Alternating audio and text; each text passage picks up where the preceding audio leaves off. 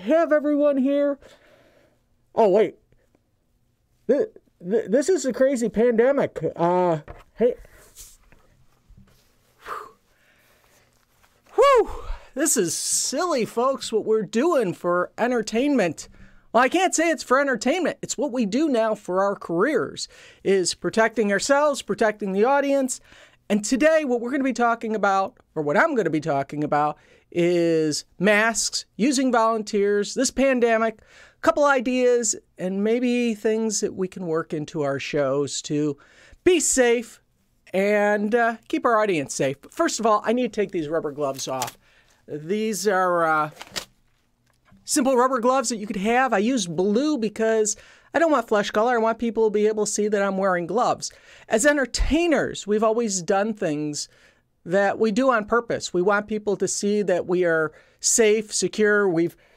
Some of you already have these shields, which I'm going to be talking about.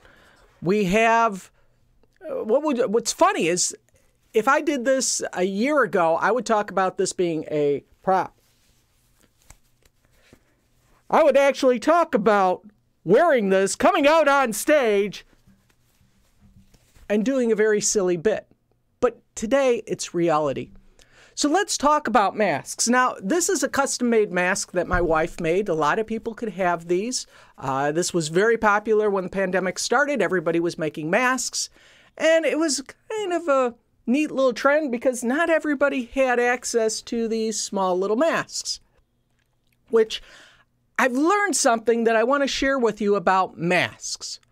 When you put a mask on, what basically happens, it comes up, and I'm going to stand in profile. It presses up against your lips, and something strange happens. When we have something pressing on our lips, and we have to think back to our childhood, if you lived in the Midwest, being wrapped up with a scarf,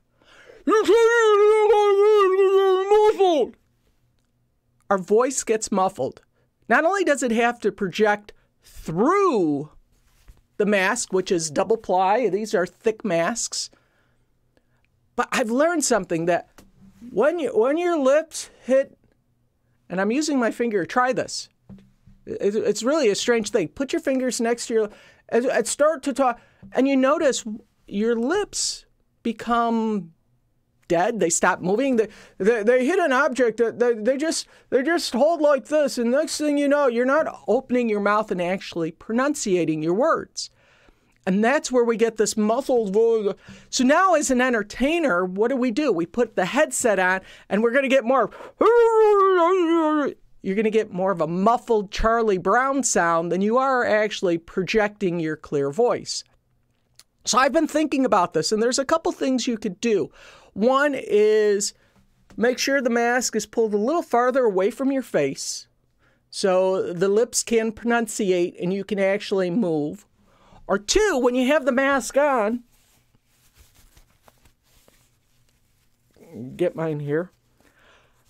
I try to over-pronunciate my words to a point that my lips are actually touching and pushing on the mask. And it's hard to see here, but you can see when I breathe in that the mask sucks in. But this right here, folks, is the over-pronunciation that you need to do to articulate clearly. Now, I'm not trying to yell. I'm trying to project my voice in a manner that it actually comes through clearly. Again, what I figured out, it's all the lip movement. When you've stopped the lip movement, pronunciation stops. Now, with masks, that's going to be an issue. As entertainers, we have to learn to overcome that, especially if we're going to be greeting the audience afterwards. Because if we're on stage going, hey, how's everybody doing?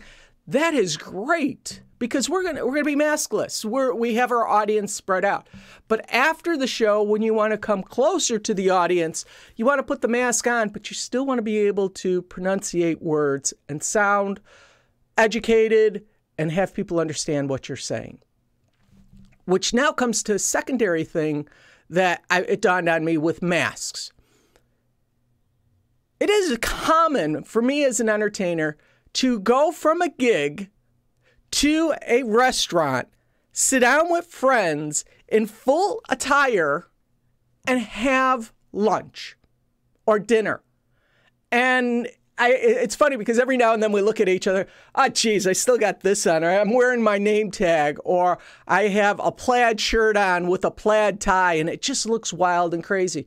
But as entertainers, we have become very accustomed wearing our show gear outside. Why do we do that? Well, one, it's part of us. It's our custom. It's what we become used to. Secondly, we've learned over the years that we wear these props, and the more we wear the props, the easier it is to work with, and it becomes second nature.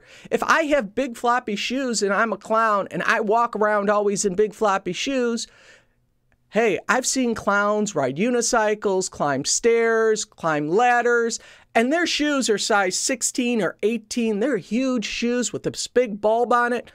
They're able to keep that momentum going because that shoe is part of them. Just like a magician can move a deck of cards because their fingers are so nimble.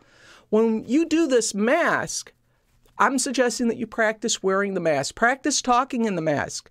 Get used to having the mask around your neck and learning to flip it up, flip it down, maneuvering that mask because it is a prop. Even though it's an essential prop, it is a prop like working your microphone, knowing how to position things, making it so it's comfortable where it doesn't bother your ears. And the only way that comes about is actually wearing it, playing with it. So while you're at home, put it on, wear it around, try it for 15, 20 minutes, find that it's comfortable, see how long you can go, because when you do these gigs, you may be having to wear this mask for a 30-minute setup, and you don't want to be one of these people go, I can't do this. Put it on, look professional, and be done with it. Now, I want to stay on masks. Well, I'm going to jump off to shields here because we're going to come back to masks for a second. Shields, a lot of people are talking about shields. Now, this is a blasting shield. I was able to find this online. Actually, I bought it at Harbor Freight. It's part of my show. I bought this 3 years ago. It was like $10. I'm sure the price is more like $19. This is flimsy plastic. We've heard that spittle, the spitting, is really where the transmission comes. So they tell you to wear the mask so you're not touching your face or your nose. This mask is adjustable. I have it for kids, and I could adjust it down, crank it down. It goes on your head like this. Now, I hear a huge echo in here. I'm not sure how well it would work with a mic. There are some entertainers talking about actually having this shield. Now, there's a couple things, as you can tell. The light reflects off the shield, which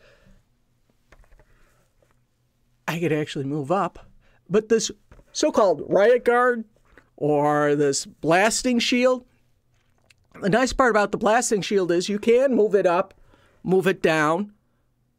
But I wonder, and I've never worked with a shield before in direct sunlight, especially hot heat.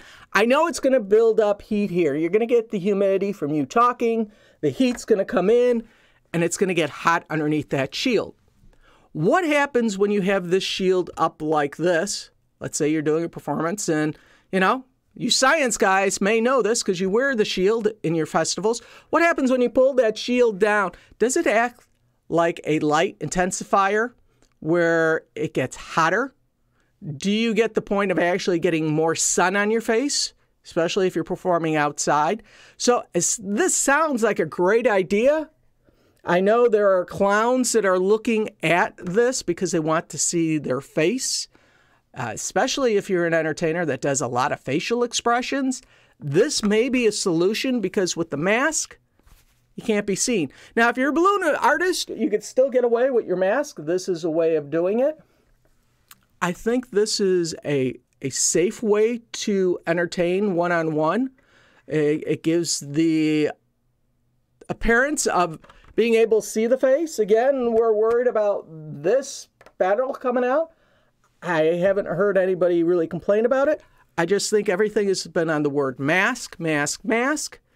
And this is a mask also, in my opinion, something that an entertainer could use. Which I want to segue now into volunteers coming up. If I have a volunteer, keep in mind, most of these kids are going to be coming up with little masks like this. A lot of them are going to be wearing this. Some will have a mask, that mom's made them, grandma's made them, somebody's made them.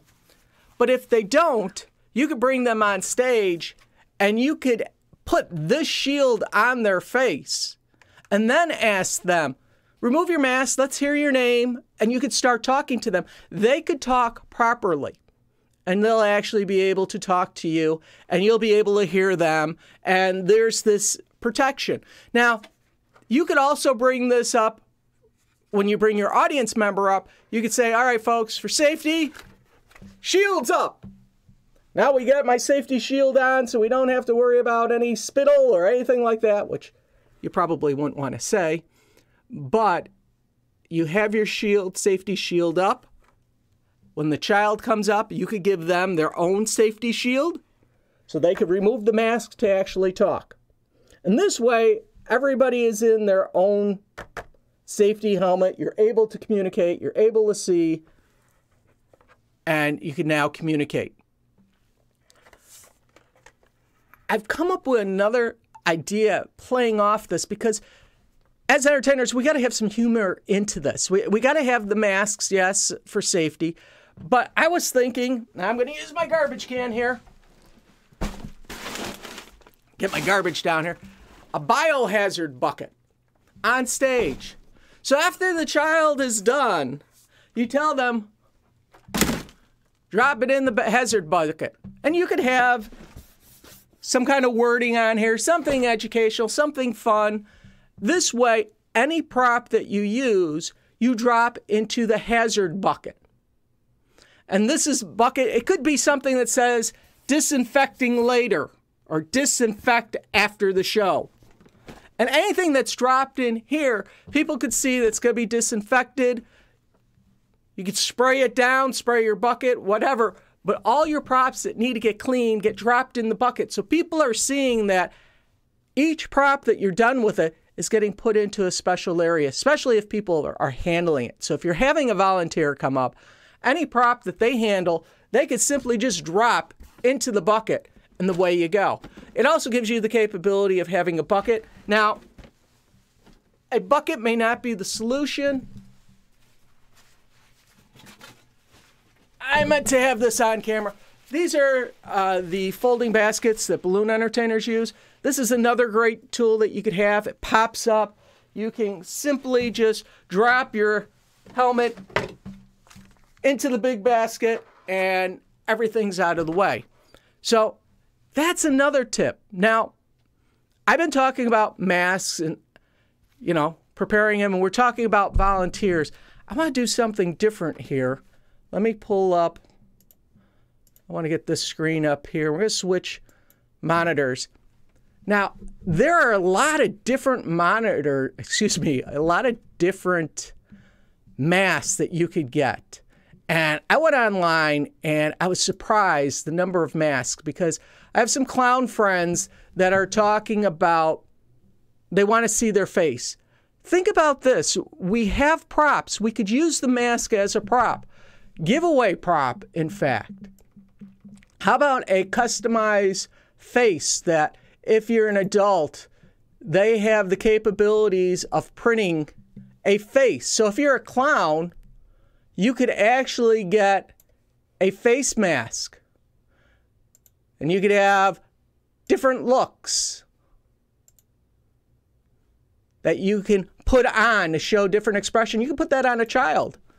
You could when they come up, you could give them their own silly mask. I saw some really cool masks in here. Let me see if I can find them.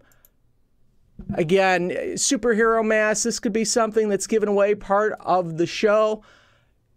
And again, these are giveaways that are valuable, especially if you're only pulling up 5 to 7 volunteers in a whole festival. Let's say you're doing a show every couple hours. Maybe you only need 5 of these masks.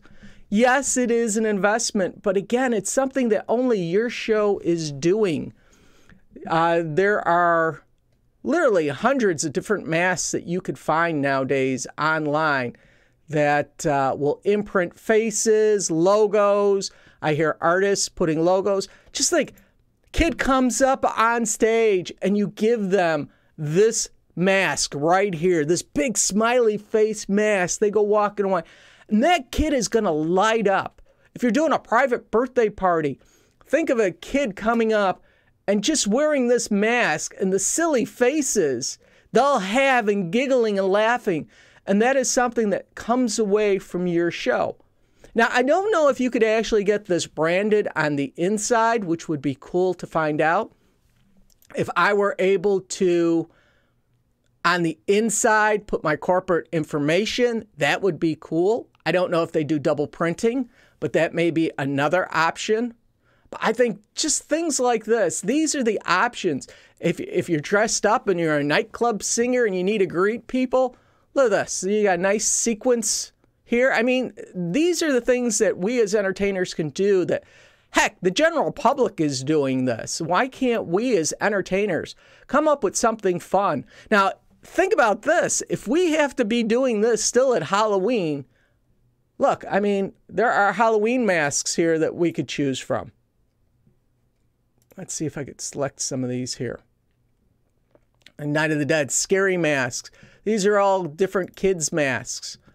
Again, easy to do, easy to get, put into, incorporate into our shows. Again, clowns. See, if I was a clown, I wouldn't want this one. This is really bad. But they do have these imprinted ones. And this is what I was thinking for clowns. You could actually get an imprint scarf of your clown face, and then you just pull it up on your clown face. So your clown face is actually there.